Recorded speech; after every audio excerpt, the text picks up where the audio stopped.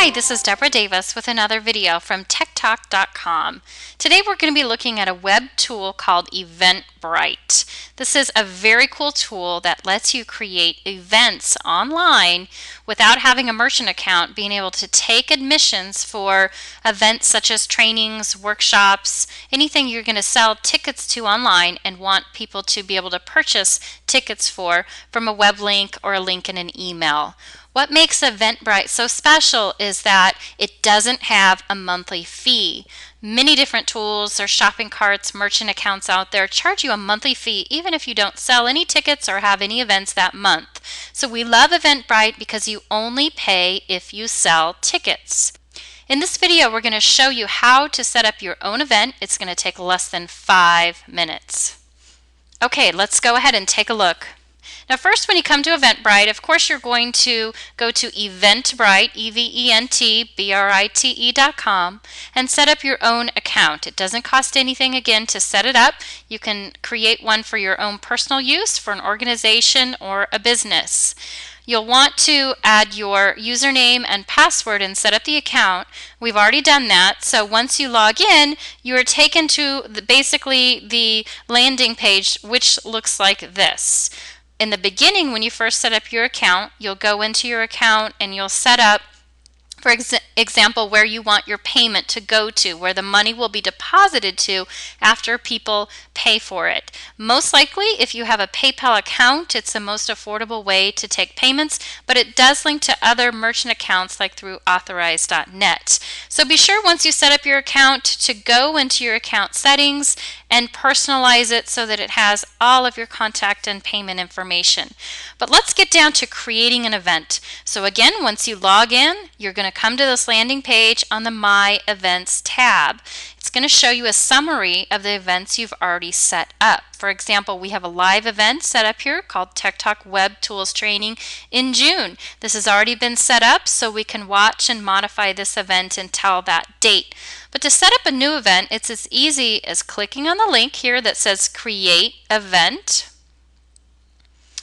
And the first thing it's going to have you do right at the top here is enter the name of your event. So we're just going to call it Tech Talk Email Productivity Training. And I'm just going to highlight that because I'm going to use it again when I create my tickets. So then step number 2 is to add your ticket information. It says you must create at least one ticket for your event, but do know that you can create several different kinds. Like for instance, we're going to create a ticket called Tech Talk Email Productivity Training Member. And because our members are so special, we're going to make it free to them. Your pricing options can be a dollar amount, it can be free, or it can be a donation amount. For example, if you're doing an event that requires donations, this donation format allows the purchaser to put in any amount they want, whether they just want to donate $10, $20, $100, or $1,000, they get to key in the amount.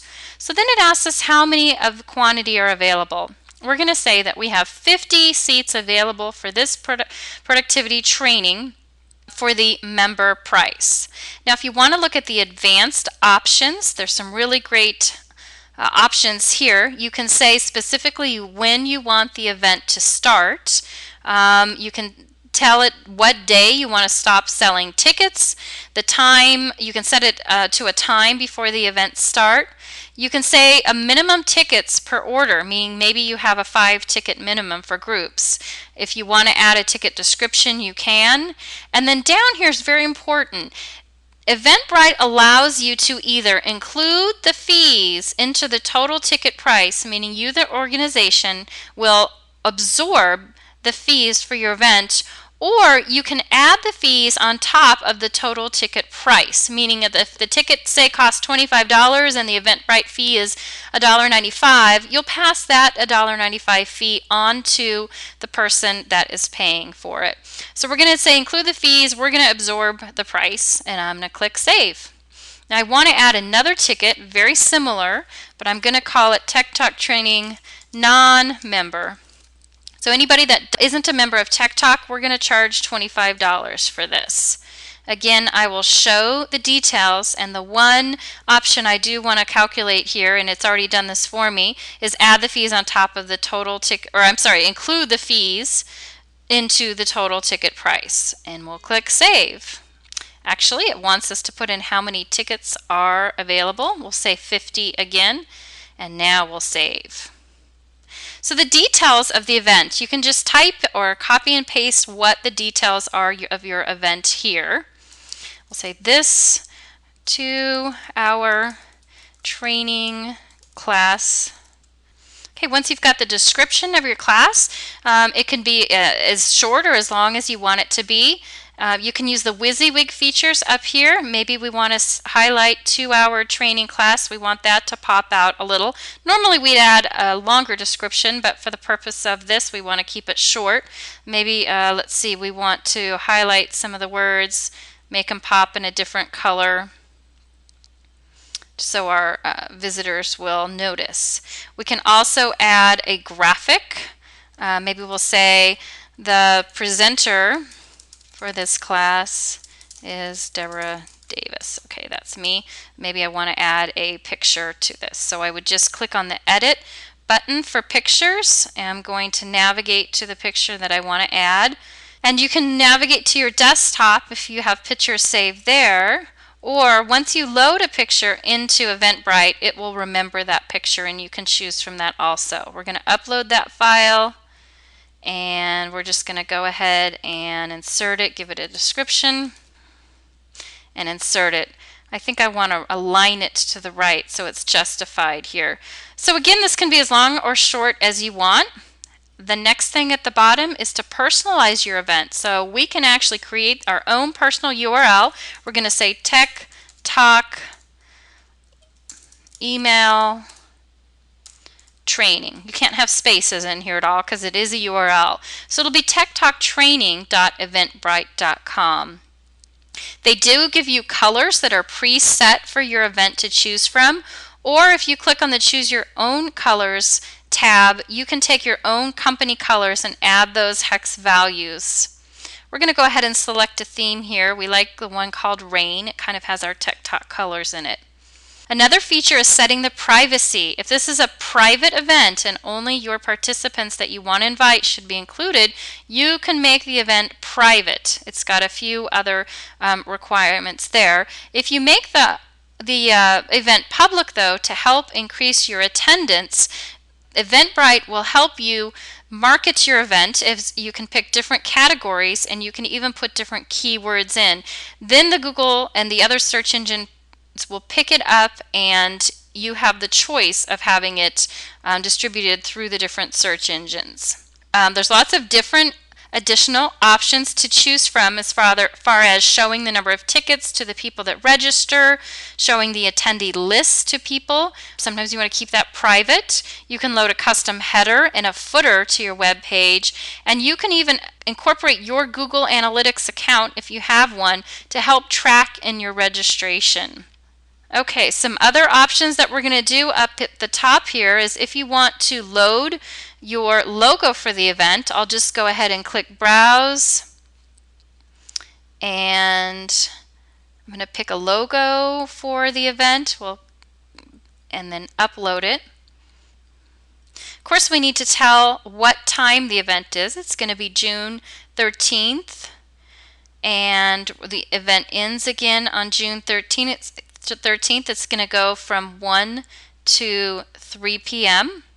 And you have the option to hide the start date or the end date. We want to obviously keep that very visible to people so they can see what time the event is and what day it is.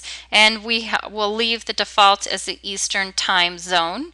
If this is a repeating event, maybe it's something that happens on a regular basis, you can say that the event repeats. That's a great option for recurring events. And to add a location here, once you put in a location, it remembers it and it pulls it up, or you can create a new location. We're going to go ahead and just select our Tech Talk Training Center.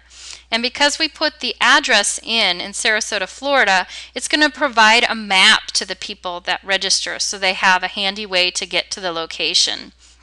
Again, once you set up a few events, your host is already selected, or you can create a new organizer. Maybe you have a guest using your system. We'll go ahead and select techtalk.com as we are the host for this event. And the last thing we want to do is just save our event as a draft. And once it's saved in the draft mode, you can preview it to see what it looks like before it's published out there out into the world. I'm just clicking on the preview button, and we'll just give it a second to open up.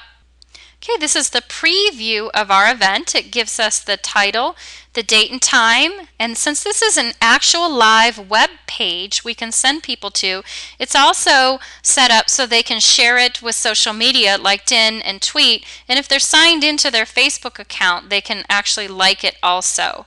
So if I was coming to this event, I would have the opportunity to register as a member or a non-member, and we've set it so that they can pick the quantity and pick how many tickets.